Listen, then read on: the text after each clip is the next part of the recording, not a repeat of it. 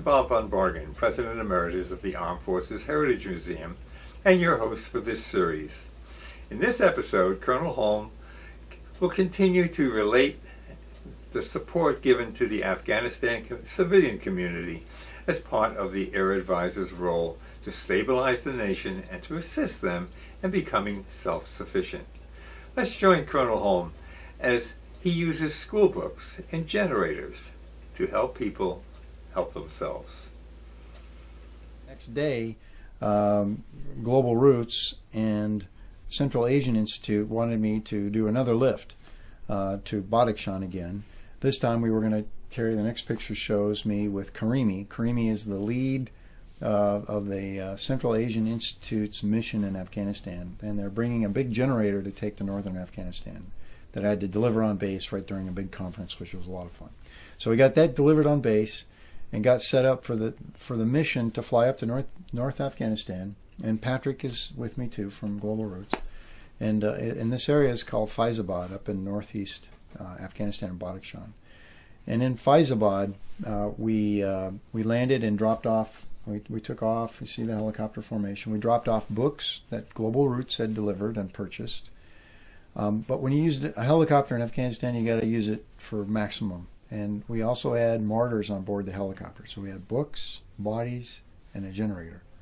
And I had to deliver the bodies to two different villages. And I love this picture. It shows me on top of a pinnacle outside of a village. And you see the villagers coming up. I don't know how they found out about us arriving. I don't know how we found out how to get to these locations. But the Afghans knew where they were. They would go to this village.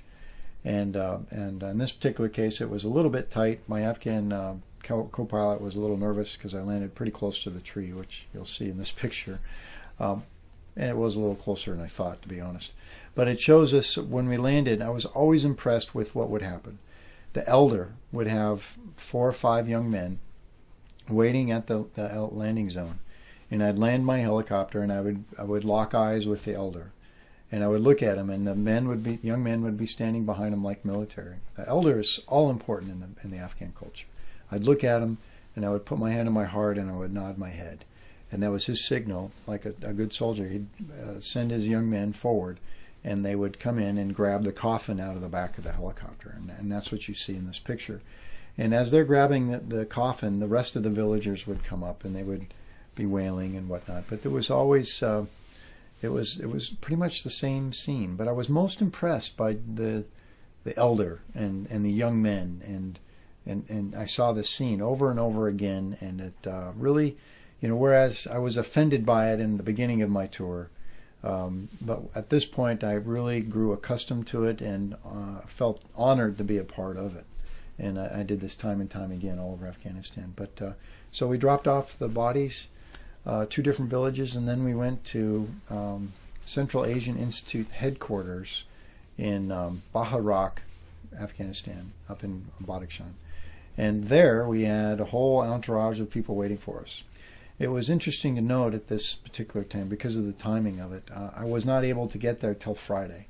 Friday is the holy day. It's called Juma in Afghanistan, in the Islamic culture. And yet the whole village came out to greet us. If you remember, the day before, I was literally covered in blood and the worst that man can do to one another. Had the blowing up potato chip and everything. And then here is the next day, I show up, I have a greeting party of the entire village with the children throwing rose petals on me and singing to me. Because Greg Mortensen told them I was coming and I was bringing peace.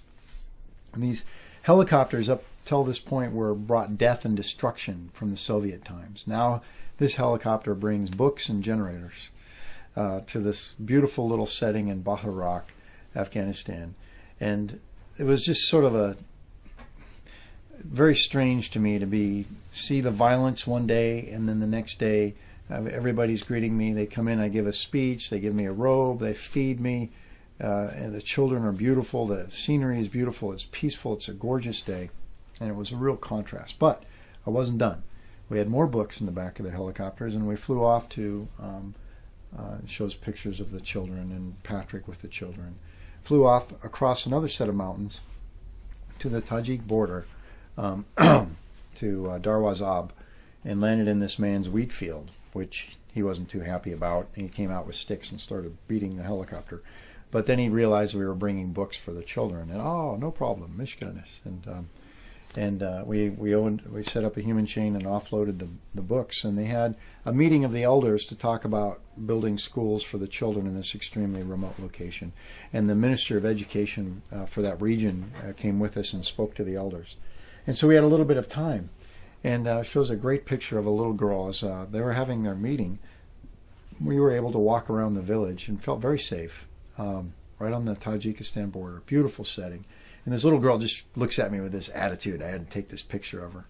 And we took a group shot, and it was just a real peaceful moment. And I was thinking about what happened the day before with the explosion. I think, man, this is peace. This is nice. But don't put your guard down in Afghanistan. Now, this wasn't an enemy attack, but it was an attack of a different sort. When you go to these villages in these extremely remote locations in this big helicopter, people want a ride out. They either want to go visit relatives, they want to go get medical treatment, they want to go do this, that, and the other thing, and they try to get on your helicopter. I had a police officer guarding my helicopter, but he didn't do a very good job, because right after this group picture, I went back to my helicopter and I found a situation. And it shows a picture of me going like this. And I'm trying to figure out what to do because I have a riot around my helicopter. A little boy had gotten on the helicopter, and the police officer said, Michiganis, no problem, it's just a little boy. I said, yeah, but the little boy's got a mom, he's got a dad, he's got a sister, got a brother, got everybody. Pretty soon, there was a riot of people getting on the helicopter. And it was at one point when this little boy, and you see me trying to figure out what to do, I'm trying to get people back, I don't want to hurt anybody. They were relatively peaceful, but it was getting to be a dangerous struggle. And all of a sudden, this little boy was thrown off my helicopter. Is the next picture of this boy crying, being handed up to my arms. And what had happened was somebody on board the helicopter had thrown this boy off my helicopter. By this point, there was 25 stowaways on my helicopter. And it was at that point that all my yelling and shouting didn't work. And for the first time in my time in Afghanistan, I drew my weapon, locked and loaded, and pointed it at the people, very people I'm trying to help. But that's all they understood. And I had to stop the riot, and I was upset about this child being thrown. And this next picture shows me helping him up onto the helicopter. And I look back, and there's 25 stowaways, women, children, dads, moms. And what am I going to do? I'm going to start grabbing them, throwing them off the helicopter. Did a power computation and looked at it. I'm good enough to get it off. It was a bit hot, but I had a departure path, and we took off and flew them back to Faizabad and dropped them off. That's the kind of decisions you have to make in Afghanistan. Shows another picture of just how crowded it was in the back of the helicopter. That mission was done. Operations in the remote mountains of Afghanistan certainly had interesting moments. The next episode will be the last of our series. It will recap events on both the military and civilian side of Colonel Holm's role as an air advisor. See you next time.